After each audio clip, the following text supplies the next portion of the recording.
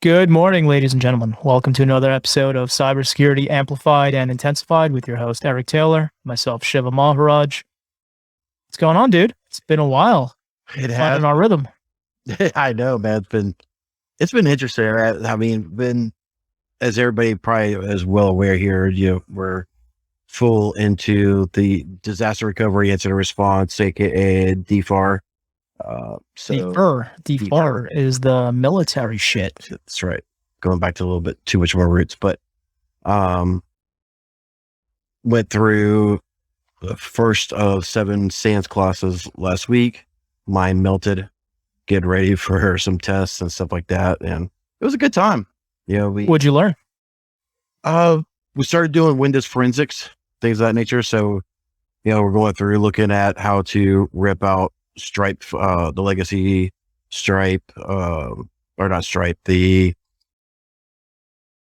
Skype messaging, and just doing timeline analysis, things of that nature. And you kind of seen a little bit of that with the cases that I'm creating against Datto and stuff like that, because there's definitely some funky stuff going on that I've been uncovering. But in the MSP space, no, that shit's more secure than everything else. What are you talking about? Enterprise ain't got shit on them.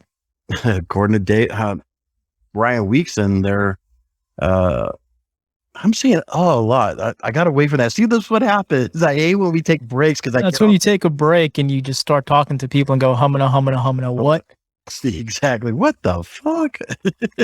Well, see, since we're digging into the MSP world, let's talk about that lawsuit that got filed. Oh man, this is a train wreck. So actually, as my kid would say, this warms my heart. My kids would say this fills my bucket. There you go. So whatever makes you all warm, cozy, and snuggly inside. This is not the first time a customer or an MSP has been sued by their customer, right? So this one, company loses 1.7 million in a phishing scheme and sues the MSP. So I haven't taken a look at what Borland Molded Products is, but apparently they plastics, I think. Gotcha. Apparently they have a company called Involta, hooked on phonics never worked for me, based out of Ohio, or is it Indiana? Whatever. It's some huge MSP that went through acquisition after acquisition, probably fragmented stuff. Mm-hmm. I read through the court filing that the plaintiff made against Involta, and they basically said Involta put themselves forward as an expert in their field, said they run a data center that's enterprise grade. Mm-hmm. But when they looked at things, their BitDefender AV or Defender AV, I don't know if it's BitDefender or Microsoft Defender, was not installed on all the computers, even though they were supposed to have been, and they were charged time and material to have them installed on those computers. Mm-hmm. Worse yet, the definitions weren't being updated, as well as patches. Now, patching I understand, because that could be a manual process depending on how much you really want to do that dance, right? Receive execution of it, yeah. But when last has AV been controlled updates? That's on autopilot. Like, you install the antivirus platform, even WebRoot, once you install, it typically updates itself. Mm-hmm. So this one right here is Security Manager AV Defender. That, ladies and gentlemen, is BitDefender. That's the gravity zone right there. So that whole malware notification, they're getting notifications of malware. I'm not sure. I don't know if this is how to go in and install a BitDefender's gravity zone agent. I don't think it ever says Security Manager. Maybe that's some sort of goofy rebranding. I do know companies. It could be white labeled, because a lot of companies white label BitDefender. But that whole image is there. That is BitDefender. So I don't know if it's being resold through something like Synchro, because they have their own. Synchro does it. Acronis does it. Yep. Everyone and their mother. Enable at one point did it. And this was back in 2017 or 18. So I know Sentinel Sentinel-1 is the Kool-Aid of the day for Enable. Mm-hmm. Now, that's how I got turned on to BitDefender. Was a long time ago when I first got in MSP. Was they were doing an AR BitDefender. Can you share that screen again? Absolutely. And the reason I asked for you to share that screen, and let's go to paragraph 7, I think it is, if you can scroll up. Yep, right there. Stop. Yeah, right there. According to Involta, they have experience to handle your virus and malware protection, your patch level assurance, virus definition updates, firewalls, access controls, password policies, physical security, and least privilege. Kudos to them for least privilege back in 2018. Most MSPs didn't even know what that. Most MSPs today don't know what that is. Mm-hmm. But here's the icing on the cake for me. And this is where I make fun of MSPs. Let your IT staff focus on innovation and business-oriented tasks while Involta protects your bottom line with secure, highly available services hosted in our enterprise-class facilities. Yeah, you took that one away too, huh? That warmed my heart when I saw that. That's going to be my new line. I wonder if my kid's going to make me pay royalties, but whatever. And I think, go ahead. Yeah, just so when they said that, I was kind of curious, are they doing a colo or whatever through some sort of, facility? So because the colo will have enterprise grade or enterprise class facilities, and they are just leasing space, data space or whatever in that facility, if that's what it is, or if it's something different. But it's up to Involta to turn on the ransomware deployment protocol, even though they're sitting in an enterprise grade facility. Oh, Detto. Yeah, it's this whole thing it rubs me in so many different spots, not to get vulgar, but you're on the right podcast for that one. Yeah, no joke. It just pisses me off so much because you have, and this is going to be a massive slam to MSPs, and I just don't give a fuck anymore.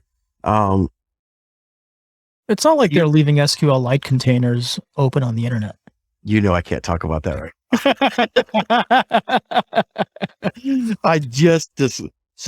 But they are a security company.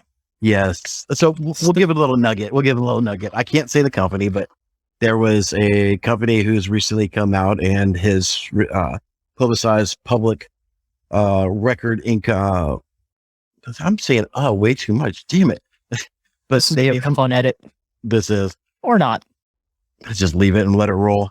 But there has been a security company who touts themselves highly as being able to stop weird programs from being executed. Yeah. They may or may not have an PRTG server that's exposed where you can RDP into that server. And for the audience, what does RDP mean?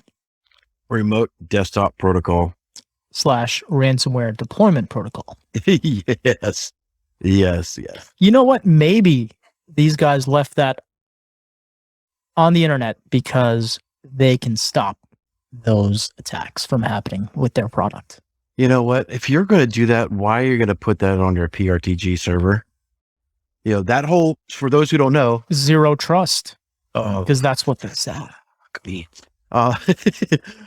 Those who don't know, PRTG is a network monitoring tool. So if you think of back last year when SolarWinds Orion got hacked, that the landscape where you're able to see inside your network and your clients' networks and just see that entire landscape, that's what PRTG is. So if someone's able to breach into this company's PRTG server through ransomware deployment protocol, oh boy, the level of crap that somebody can do. Did they at least obfuscate the port and make it 9833? No, 3389 as normal. That sounds like some tip of the spear shit to me. Yep. And the same company does have an SQLite server hosting a database that's publicly accessible. Granted, there's no information in this, but now that it's on my radar, I'm going to be constantly checking it. But it's still there, right? This is a company that touts zero trust. So if we're talking about zero trust, that extends beyond their product. So that means let's not put open RDP access for a server. Let's not put an empty SQL-Lite server on the internet. Yeah, But hey, what do I know, right? I'm just a guy that is pivoting away from software from a certain type of vertical and going back to enterprise grade stuff. And by enterprise grade stuff, I mean real enterprise grade stuff, not the software that's been built from the ground up / white labeled, rebranded bullshit. And that's really what I think MSPs really are. So, the whole premise, I know we talked about it before, is being an MSP being a managed solutions provider.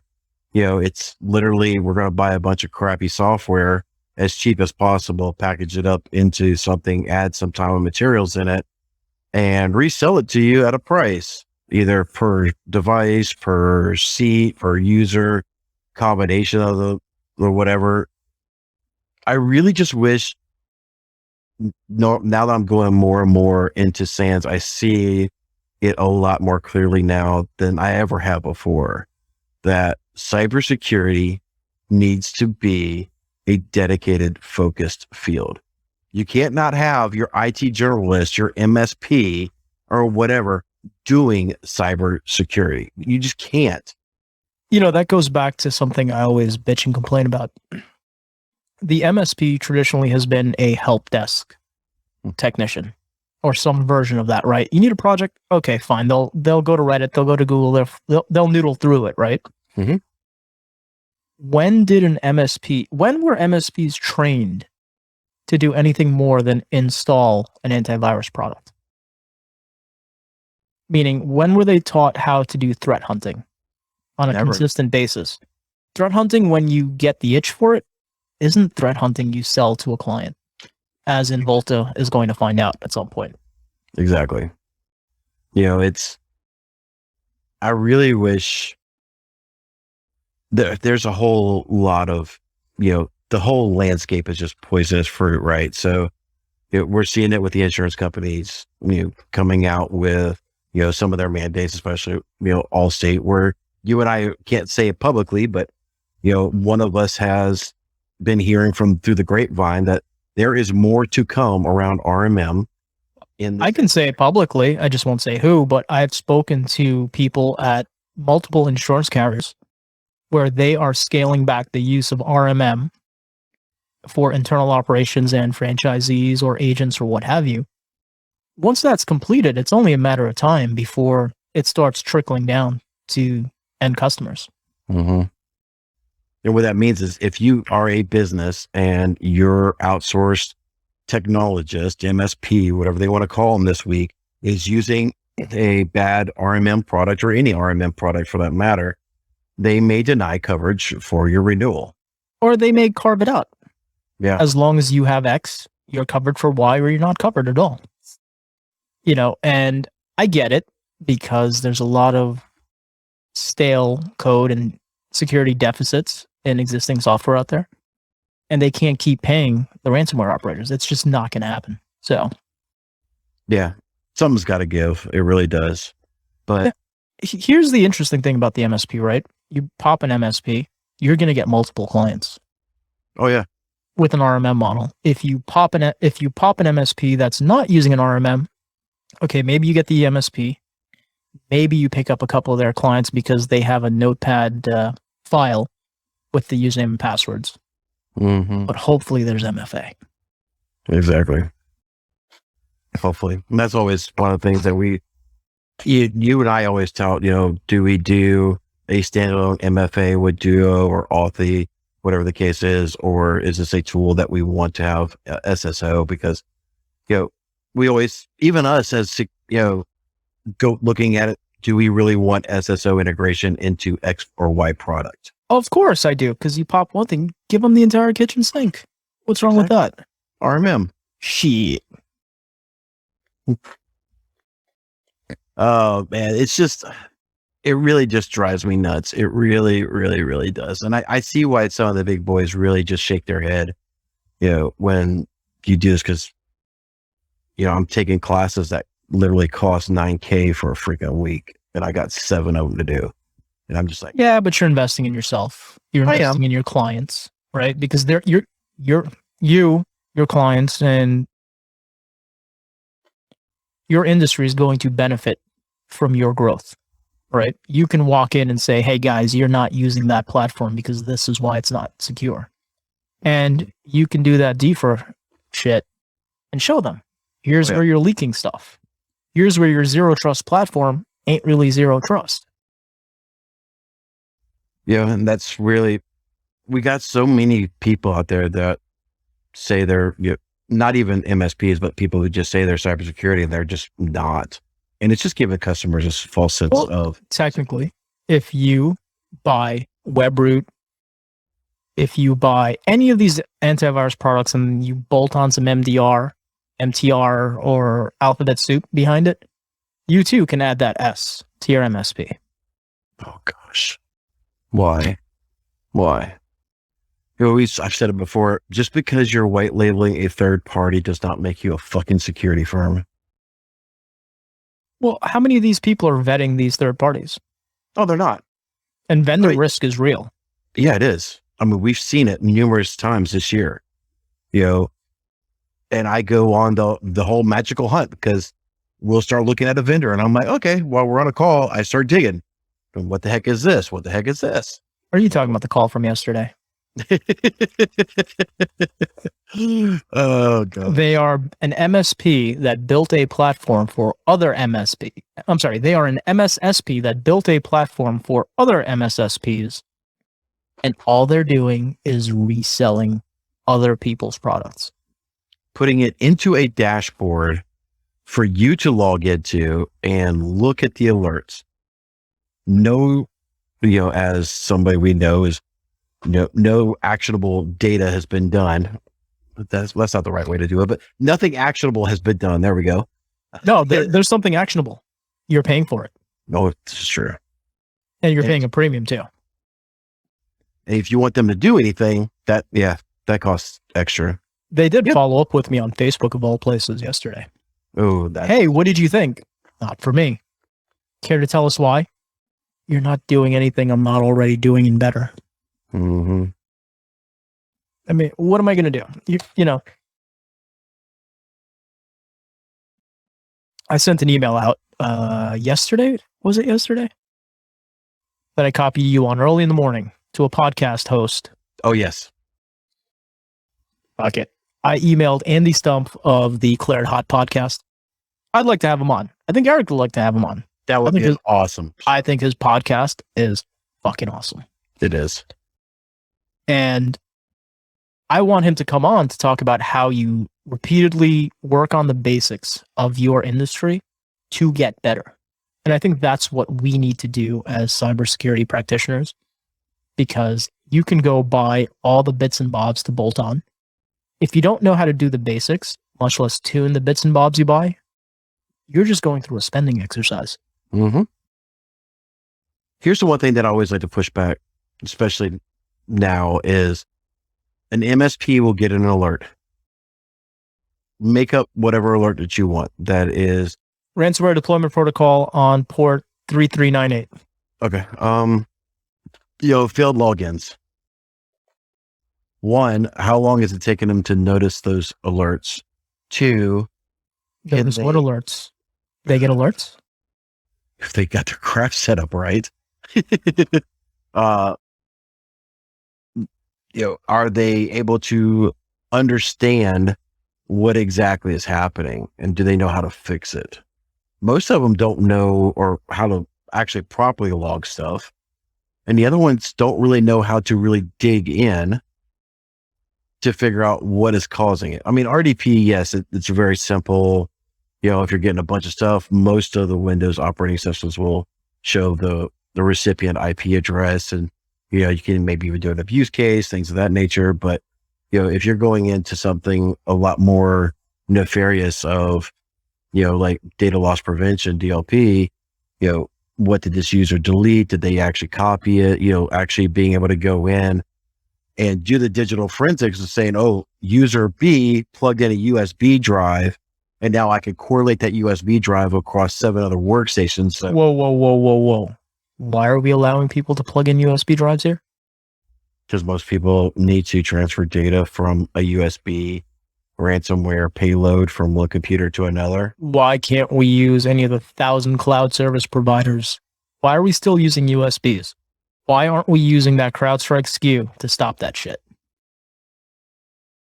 Could be. I mean, I know a lot of clients that we deal with, they have USB enabled. You just got to watch the hashes.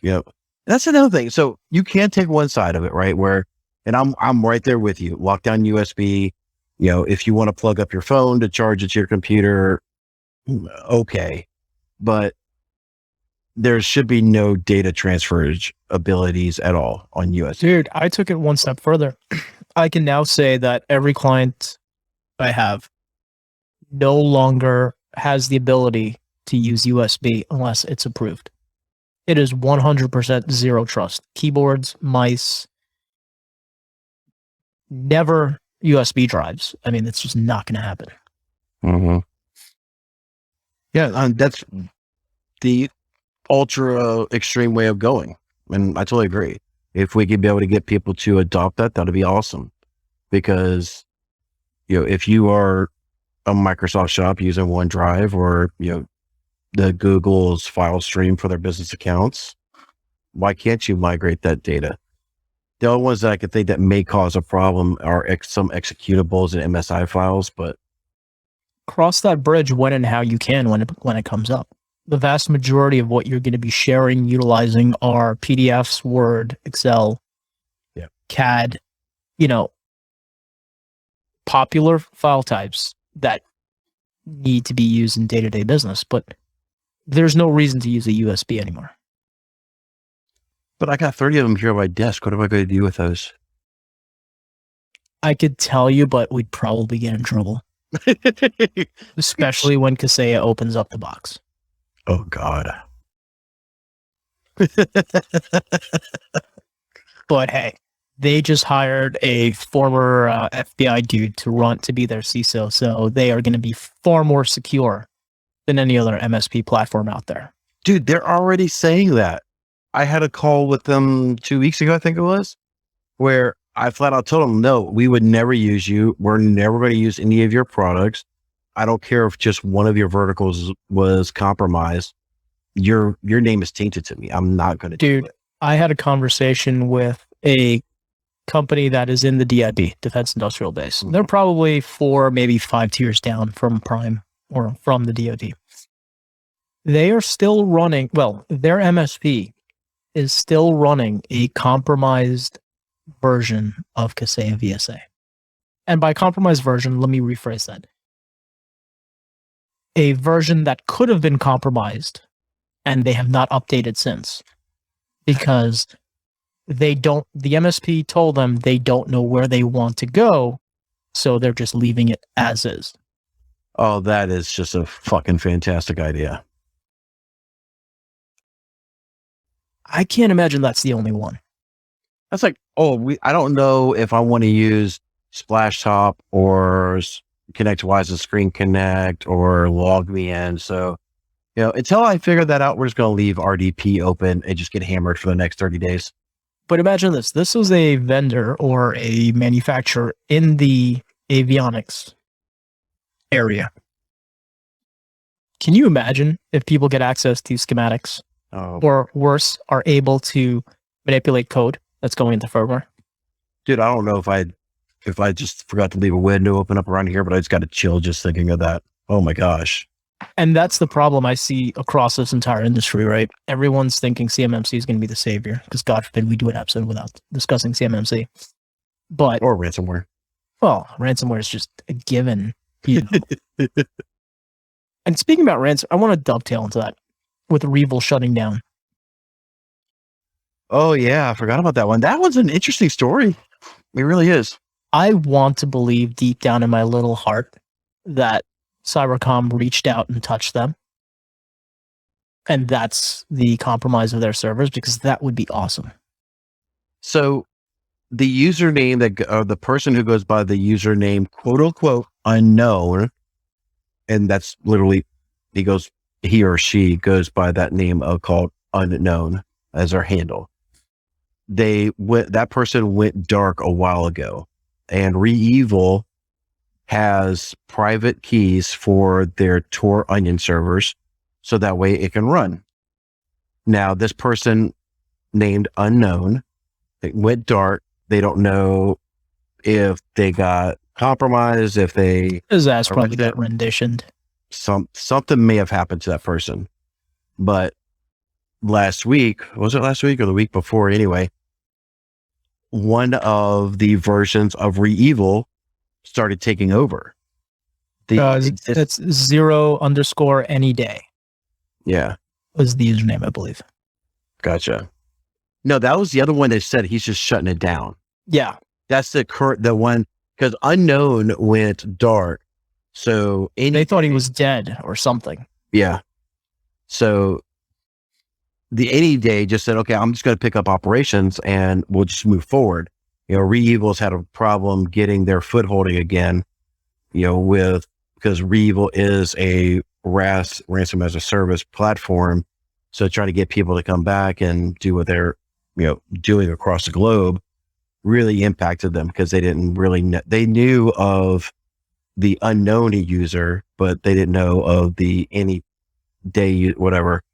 So they didn't know if they could trust them or this person anyway. So now that the ReEvil is running on another private key that may be owned by the U.S. government, or the U.S. government have their hands on. Well, two people, according to Any Day, the 0_any_day dude, person, he, she, it thing, whoever, whatever. Two people had the key. Themself, himself, whatever, and Unknown. Unknown, yep. They thought Unknown was dead because they hadn't had any contact, so they said, all right, screw it. September, let's spin this shit back up and let's go buy some Lamborghinis. Mm-hmm. Then the back end was cloned using Unknown's keys, or another key which Unknown would have had, potentially trying to find who Any Day is or where they are. So now they're shutting it down. I really hope we did it, meaning the US government. It would be great. But it got me thinking. Do you think we can win? This ransomware battle? Yeah. Not in the foreseeable future, no. I don't think it's about winning. I think it's about keeping the game going as long as possible. And where I see our shortcoming is, if this is in fact a Russian-born attack, not necessarily by the Kremlin, but just based out of Russia, their people can suffer. We can't in this country. We're not possible. You cut our internet, we cry. You cut our water, well, that's going to be bad. You mess with food, you mess with fuel, it's going to be bad. There's mass panic. And the amount of sophism going around right now with fake news on either side, I mean, I'm not pointing the finger at one or the other. I think there's just a lot of fake news everywhere. We are not going to come out well with this, with a battle on the cyber front. Yeah, I mean, you just take what's happening in California with the whole Port Authority. You just take that into cyberspace, where there's goods and services. They said that, maybe, broken, damaged, whatever, by the time it actually gets into the port. Or spoilage. Yeah, spoilage. You take that and magnify it onto the into the cyber world, and that's what you're going to have. Are you telling me things are getting amplified and intensified? Yeah, I think they're doing a regrouping right now. I really do. Dark matter. Dark matter. We love Dark Cubed. Yes. Sorry, Dark Cube. Didn't mean to start bashing. You guys may need to rebrand with Facebook. Oh my God. Dude, do they really think that, I'm going to change my name from Facebook to, Squirrel Hunter? Marlboro, Altria. It's not the first time, it won't be the last. No, but just because SolarWinds broke out Enable as their product line, I don't view them any differently. I still think they're a massive dumpster fire. Well, I really think Facebook. I think they were Enable was getting spun out regardless of that hack or incident breach, whatever you want to call it. that was going to happen anyway, separating enterprise from MSP. Yeah. I'd still just view that whole thing as a dumpster fire and never would go 10 feet near it. But This is true. You take that premise and you apply it to Facebook. If you still have the same meathead running the fucking thing, is it really going to change? Who, Lizard Boy? Yeah. I don't know. Are you still scrubbing your Facebook? Yes. That is a painful process. Holy crap. Well, dude, you've probably been on Facebook for what? It's 17 years old, so you've probably been on for 15, give or take. Yep, about that. Lots of versions of you have lived through the Facebook reality that need to be scrubbed and cleaned. It's going to take time. Then you also have to deal with people you were friends with who are no longer on and deactivate their account. Can you still delete your Facebook? I'm getting some errors about that, like some groups that I'm no longer a member of, things of that nature, trying to scrub out all that stuff. Yeah, so it's tough. It is. So, yeah, those who don't know, when you start going into a lot of the higher level cybersecurity stuff, they start advising you to pull personal data off because, as you always see the NCIS cases or whatever on the TV shows and everything, you got these cybersecurity experts that testify in cases. And if you ever think that you'd want to go down that path, then they don't want you to potentially leave your family, I think everything's a threat at this point. Keeping a small footprint is a benefit to life, I think. Yeah, they strongly they say if you can get rid of your professional one, that'd be great. But you can't survive in this day and age without it. I mean, then we'd have to stop doing the podcast, stop LinkedIn, stop everything. Yeah, and they get that. And how are we going to tell people how great we are? I mean, come on. I could go on the Eiffel Tower. I am solidly in the bottom 1% of my industry. Me too. Everyone else is better than me. Not me. Everyone else is better than me, especially when they use WebRoot. Ah, yes. Yeah, I wish there was a way that we could get monetized payments every time we mention WebRoot or Kaseya. We'd be rich. Kaseya followed me on Twitter today. I have this little thread going every time I have to unsubscribe to their marketing emails, which is once a month, even though it takes 72 hours to supposedly remove me. They replied to my tweet because this time I tagged the FTC, Federal Trade Commission. Yeah, so I think maybe now that's why Kaseya gives a shit. And they're like, hey, DM us your email address and we'll look into it. I haven't replied yet, but my reply is going to be something along the lines of, fuck you, why doesn't your unsubscribe button work? And it's the same email address over and over and over. Yeah, we're not like a Jewish man down in Florida that uses aliases for every single... Technically, it's not an alias if it's a catch-all.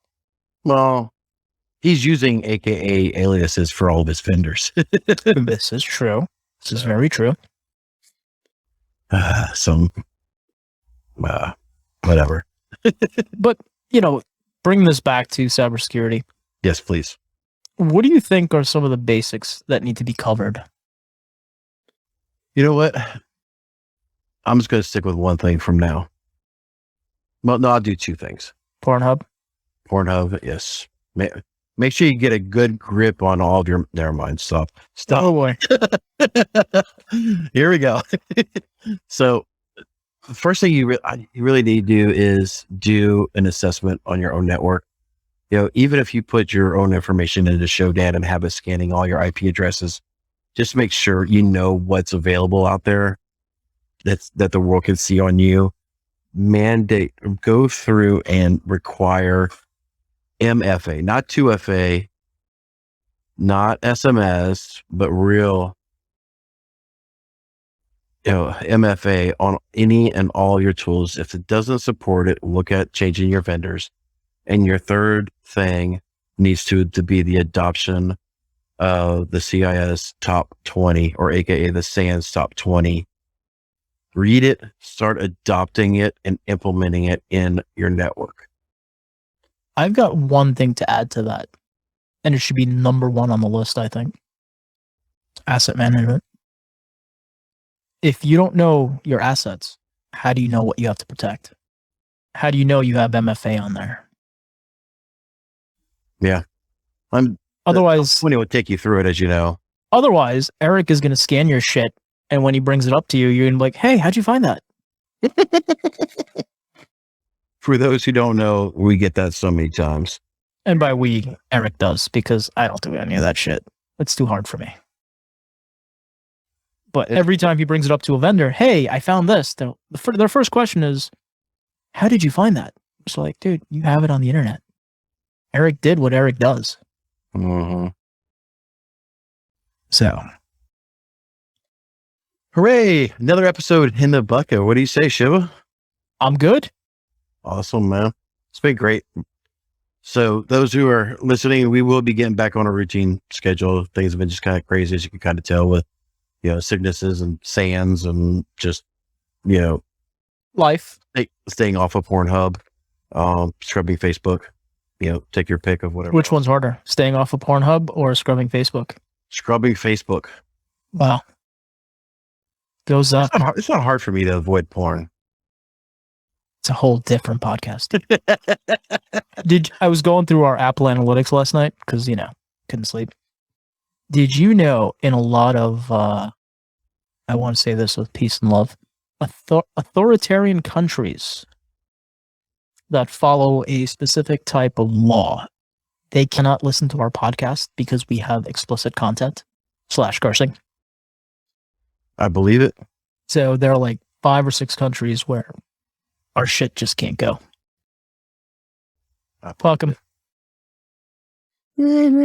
America. Durka. Anyway, before we start going really off the rabbit trail here, ladies and gentlemen, thank you so much for tuning in for yet another episode of Amplified and Intensified. We greatly appreciate it. If you are listening to us on Apple iTunes, please give us a 5-star review. Tell us what you think of the show. If you're on YouTube, please subscribe and please share this content with somebody you think will be able to be beneficial. If you want to reach out and tell us something that you want us to talk about, tell us how much you love us or how much you hate us, please feel free to email us at info@amplifiedandintensified.com. And until next time, take care.